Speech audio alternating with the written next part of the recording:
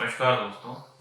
आज हम एक बहुत ही इम्पोर्टेंट टॉपिक जिसको कि प्रोस्टेट ग्लैंड का इन्फेक्शन कहते हैं उसके बारे में डिस्कस करेंगे। प्रोस्टेट ग्लैंड का इन्फेक्शन यानी कि प्रोस्टेटाइटिस एक बहुत ही इम्पोर्टेंट प्रॉब्लम है जिससे कि अमूमन हर पांचवा छठा पेशेंट जो कि हमारी ओपीडी में आता है उससे ग्रसित होता है। प्रोस्टेट ग्लैंड के इन्फेक्शन में सबसे ज्यादा जरूरी है कि उसका कारण क्या है और उसके कारण को होने के लिए भी कुछ ऐसे कारण होते हैं जो कि उसको प्रीडिस्पोज करते हैं। प्रीडिस्पोजिंग फैक्टर्स क्या है, फिर उसके इन्वेस्टिगेशंस क्या है, उसका ट्रीटमेंट क्या है, ये सब अपन इस वीडियो में डिस्कस करेंगे। प्रोस्टेट ग्लैंड का इन्फेक्शन जो जो इन्फेक्शन है वो कई बार बैक्टीरियल इन्फेक्शन होता है जिसकी वजह से प्रोस्टेट ग्लैंड में एंटेरोबैक्टीरियसी करके कुछ जो बैक्टीरियाज होते हैं उनका इन्फेक्शन हो जाता है। ये जनरली अपने गट के बैक्टीरियाज होते हैं और यह प्रोस्टेट ग्लैंड का इन्फ्लामेशन पैदा कर देते हैं। इस इन्फेक्शन की वजह से प्रोस्टेट ग्लैंड में सूजन आ जाती है। कई यंग पेशेंट्स हमारे पास आते हैं कि हमारी प्रोस्टेट ग्लैंड की साइज बढ़ गई है। तो इतनी यंग एज में यूजुअली प्रोस्टेट ग्लैंड की साइज बढ़ती नहीं है, मगर फिर भी अगर उसमें सूजन आ जाए तो अल्ट्रासोनोग्राफी में उसकी साइज बढ़ी हुई लगती है। नॉर्मली प्रोस्टेट ग्लैंड की साइज 18 से 22 ग्राम की होती है। उस स्थिति में जिसमें कि उसमें सूजन आ जाती है तो उसकी साइज बढ़ी हुई महसूस होती है सोनोग्राफी में। इसकी वजह से यूरिन में जलन हो सकती है, यूरिन में ब्लड आ सकता है। यूरिन करने के लास्ट में जनरली इसमें दर्द होता है।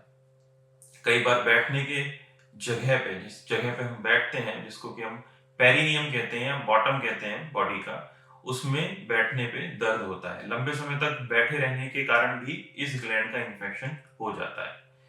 कई बार प्रोस्टेट के सीक्रेशंस बाहर नहीं आ पाते हैं, जैसे कि लंबे समय तक सेक्सुअल एब्स्टिनेंस रखना, सेक्स नहीं करना, उस कंडीशन में भी प्रोस्टेट ग्लैंड के सीक्रेशंस बाहर नहीं आ पाते हैं और इस प्रोस्टेट ग्लैंड के इन्फेक्शन को वो बढ़ाते हैं। तो इसीलिए कहा जाता है कि अगर हो सके तो फ्रीक्वेंट इजैकुलेशन होना चाहिए, या तो सेक्सुअल इंटरकोर्स के द्वारा या मैस्टरबेशन के द्वारा। दूसरा जो प्रमुख कारण है प्रोस्टेट ग्लैंड में इंफेक्शन होने का वह है यूरिन का प्रॉपरली पास नहीं होना। यूरिन का प्रॉपरली पास नहीं होने का मतलब है कि हम यूरिन या तो टाइम से नहीं जा रहे हैं, लंबे समय तक रोके रख रहे हैं, या फिर यूरिनरी जो स्फिंक्टर्स हैं वो प्रॉपरली कोऑर्डिनेट नहीं कर रहे हैं यूरिन पास करने में। इसका मतलब यह है कि हम बंद द्वार के ऊपर यूरिन करने की कोशिश कर रहे हैं। अगर यूरिन का जो रास्ता है वो बंद है और उसके ऊपर अगर हम यूरिन करेंगे तो इंट्राडक्टल रिफ्लक्स होता है, इंट्राप्रोस्टेटिक रिफ्लक्स होता है यूरिन का। इसमें क्या होता है कि जब आगे का रास्ता तो बंद है और हम पीछे से यूरिन पास करने की कोशिश कर रहे हैं यूरिनरी ब्लैडर के थ्रू, तो उस कंडीशन में जो प्रोस्टेट ग्लैंड है उसके अंदर यूरिन के कुछ ड्रॉप्स चले जाते हैं और उसकी वजह से वहां पे स्वेलिंग आ जाती है। डक्ट्स की स्वेलिंग की वजह से सीक्रेशंस प्रॉपरली निकल नहीं पाते हैं और इन सब कारणों की वजह से वहां पे काफी ज्यादा इन्फ्लामेशन और इन्फेक्शन हो जाता है। कई बार एब्सेस भी बन जाती है। ऐसी स्थिति में हमें सबसे ज्यादा जरूरी है कि यूरिन रुकने का कारण क्या है वह पता करना। कई बार ये फंक्शनल कारण होता है, जैसे कि स्फिंक्टर्स प्रॉपरली कोऑर्डिनेट नहीं कर रहे हैं। कई बार ये ऑब्स्ट्रक्शन एनाटॉमिकल होता है, जैसे कि स्ट्रक्चर यूरेथ्रा, मियोटस का ऑब्स्ट्रक्शंस, फाइमोसिस, ये सारी चीजें intraductal reflux of the urine कराती है प्रोस्टेट के अंदर, और जो कि बहुत इंपॉर्टेंट कारण है, बहुत इंपॉर्टेंट मैकेनिज्म है प्रोस्टेटाइटिस का। अब इस प्रॉब्लम में और क्या क्या चीजें इन्वॉल्व हैं। कई बार क्या होता है कि ये सिर्फ प्रोस्टेट ग्लैंड का इन्फेक्शन या पेन ही नहीं होता, या प्रोस्टेट ग्लैंड का इन्फ्लामेशन ही नहीं होता, ये कई बार एक क्रोनिक प्रोस्टेटाइटिस बन जाता है। अगर लंबे समय तक 3 महीने से ज्यादा ये प्रॉब्लम या तो कभी परसिस्टेंट रहती है या कभी कभी कम हो जाती है, फिर ज्यादा हो जाती है, तो इसको हम क्रोनिक प्रोस्टेटाइटिस कह देते हैं। क्रोनिक प्रोस्टेटाइटिस को ट्रीट करना बहुत ही मुश्किल है। इस कंडीशन में पेशेंट मल्टीपल डॉक्टर्स के पास जाता रहता है, मल्टीपल बार उसकी इन्वेस्टिगेशंस होती रहती हैं, और इन्वेस्टिगेशंस में कभी बैक्टीरिया मिलता है, कभी एंटीबायोटिक के बाद बैक्टीरिया पर सेल्स खत्म हो जाती हैं और फिर बाद में दोबारा से वो रीजनरेट हो जाता है। तो यह सब चलता रहता है।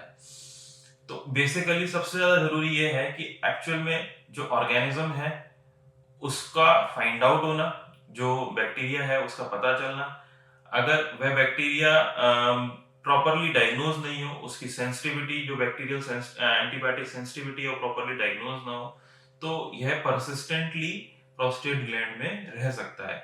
कई बार ऐसा होता है कि पेशेंट या डॉक्टर्स उसको इनएडिक्वेटली ट्रीट करते हैं, जिससे कि 10 दिन की दवाई देती, 15 दिन की दवाई देती है, उससे पेशेंट को आराम पड़ जाता है, मगर उसके बाद दोबारा से वो करीब 1 महीना 2 महीने के गैप में दोबारा से वो रीजनरेट होने लगता है, दोबारा से वो अपनी प्रॉब्लम्स शो करने लगता है। तो इस चीज के लिए जरूरी है कि जब तक कि प्रॉपरली पेशेंट का ग्लैंड का जो इन्फ्लामेशन है, जो इन्फेक्शन है, कंप्लीटली ट्रीट ना हो जाए, तो उस स्थिति तक उसको ट्रीट करना पड़ता है।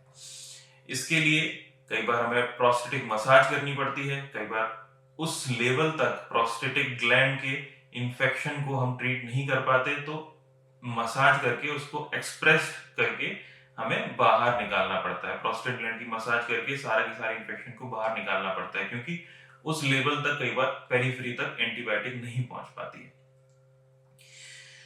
इसके इन्वेस्टिगेशंस क्या क्या होते हैं, इसमें क्या क्या हम जांचें कराते हैं, तो इसकी सबसे इंपॉर्टेंट इन्वेस्टिगेशन है कि बैक्टीरियल सेंसिटिविटी, बैक्टीरियल कल्चर।